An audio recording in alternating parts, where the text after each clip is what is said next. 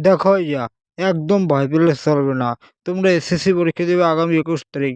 আজকে ভিডিওটি বানাচ্ছি ১৯ তারিখ। যেহেতু আর মাত্র রয়েছে ২ দিন।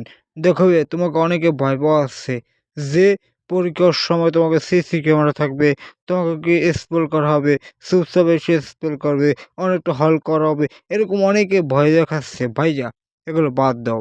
তুমি কি চুরি করতে যাবা? যে চুরি করতে যায় তাকে কিন্তু ধরে। তুমি কি চুরি করতে যাবা? বলো। তুমি নিজে পড়বা, সেগুলো লেখবা মেধা খাটিয়ে। তোমার ৩ ঘন্টা তুমি সারা বছর যাই পড়ো না কেন, ওই ৩ ঘন্টা তোমার কাজে লাগাতে হবে।